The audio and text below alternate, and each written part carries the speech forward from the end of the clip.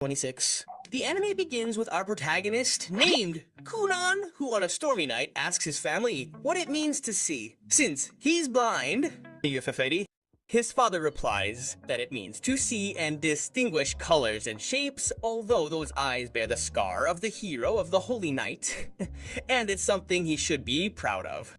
However, he can hear the servants murmuring that they feel sorry for him. Later, one of the maids takes him to her magic class. Although he wonders why he learns magic when he can't even move without help, his maid tells him that he should be proud of having the water emblem, and when he takes it to his tutor, she introduces herself as G-Course, who will be his tutor from that day on. A while later, they begin practicing, and when using Iori's magic, he creates a small bubble of water. He asks Jenny what kind of magic that is, and she replies that Ori magic is a water spell, and it is the size of an eyeball. Kunon is surprised, although Jen quickly apologizes since she said it without thinking. However, Kunon is excited, since if he currently cannot see, then he must only create his vision with magic. Jenny is surprised, and sometime later, while Kunon is eating, she mentions that he is now fascinated by knowing what he is eating, knowing what is inside the sandwich. He asks his maid about each thing he is eating, and she guides him. He tells her that he is now curious about what he is eating, but he feels that there are too many smells. The maid gets excited and tells him that it was worth it to prepare all that, and then starts rubbing a grape on his face, asking if he can guess what that is. But our Kunon tells her that if he continues with that, he will get his salary lowered. This guy is one of mine. Later, she takes him to Professor Flora, the one in charge of reading books to him, and Kunon asks her to please tell him the story of the Holy Night Easter. This surprises Flora. However, the maid gives him an approving sign, so Flora accepts but asks her to please let her know if it hurts. I see. Kun tells her that she shouldn't worry since now, more than ever, he is interested in learning. And now while he trains, we are told that a long time ago there was a war between the heroes of the whole world and the Demon King. The hero of that country, Estor Hutlia, managed to defeat him, but in the fierce battle, he lost an arm and a leg. And years after the war, Estor's descendants were born missing something, like an arm or a leg or the light in their eyes. According to legend, these children are the reincarnation of the hero, who bear the hero's scar. However, Kunon doesn't think so. He is himself, and the mana he uses is his own mana, with which he is determined to create his eyes, although, as was evident, that would be exhausting. And now, as he rests, he complains that it is not enough. His maid asks him if he is not giving him enough love, although he replies that he does have enough of that.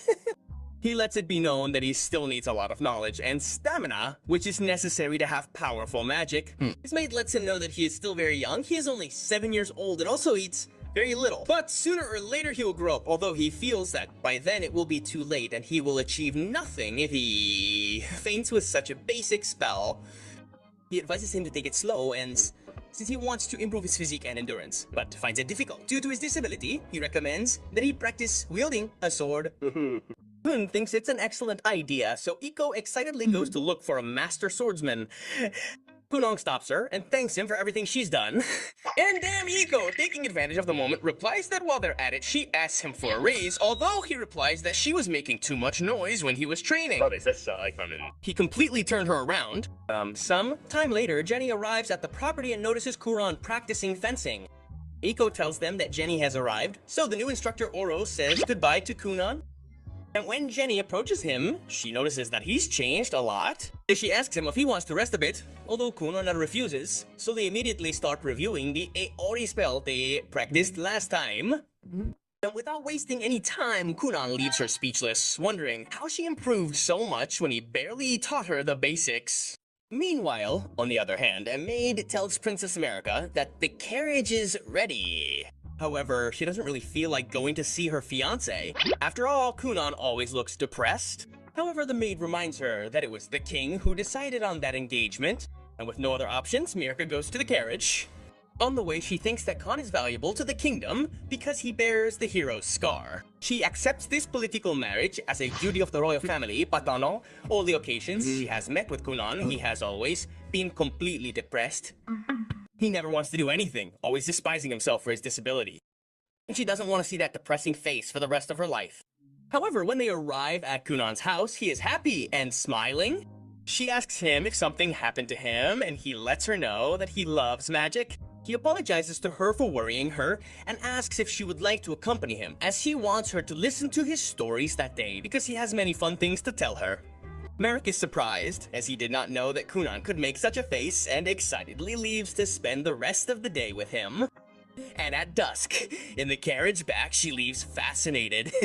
Meanwhile, Kunon, for his part, feels that it is the first time he has extended his hand. Eiko replies that it is because he is quite the gentleman, and sometime later, Kon asks Flora to teach him how to be a gentleman so that he can treat Princess Munich properly. Although Eiko intervenes and asks them to also be a gentleman with a sense of humor. On the other hand, Jenny wonders what the hell she should be now, since Kunon can make 7 flawless spheres at once, something that would be impossible for her. She feels that her little one is learning too quickly and has nothing left to teach him, at least in basic magic, so she decides to move on to intermediate magic. Although she hesitates, because although magic is very useful, it is not at all safe. The deal was only supposed to be to teach basic magic to a child, but things got very complicated.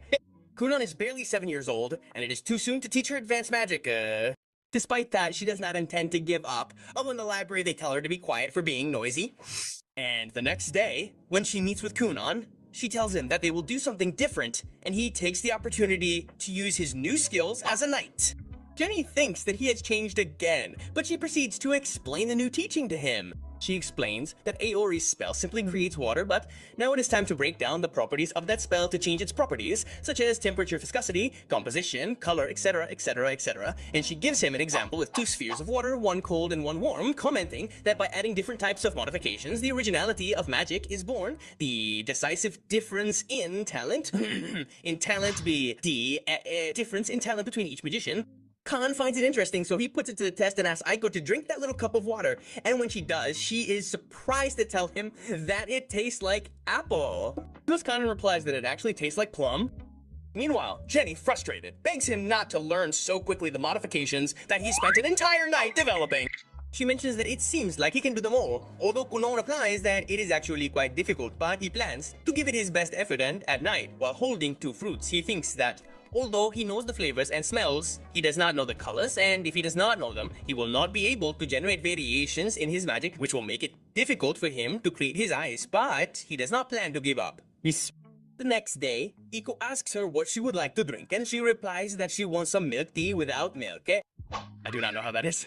She asks him for some hot water, and when she uses her magic, the water passes over the fruit, and suddenly he stands up surprised, commenting that it seems like he can see. Iku excitedly asks him if it's true, because if it's a lie, she'll slap him. He asks her to wait a bit, since he doesn't know with that attitude. She scolds him because although she asked for a gentleman with a sense of humor, she wasn't expecting jokes in bad taste.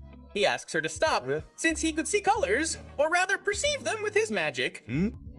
He gives her an example and asks her if the green apple is red, and she answers no, although that's normal, since she doesn't associate colors with their names, obviously, because she's never seen them. She lets him know that green apples have a slightly paler color, and Kun asks her why she confuses him with so many shades, although she answers that that's because that's what there is. And then he asks her, how many apples are there? And when he answers her, she marvels. Later, Eiko informs her father, letting him know that although she has a very limited range, she can distinguish colors, and the closer she is to something, the better she sees. Upon touching it, she clearly distinguishes. He asks if that means he can read.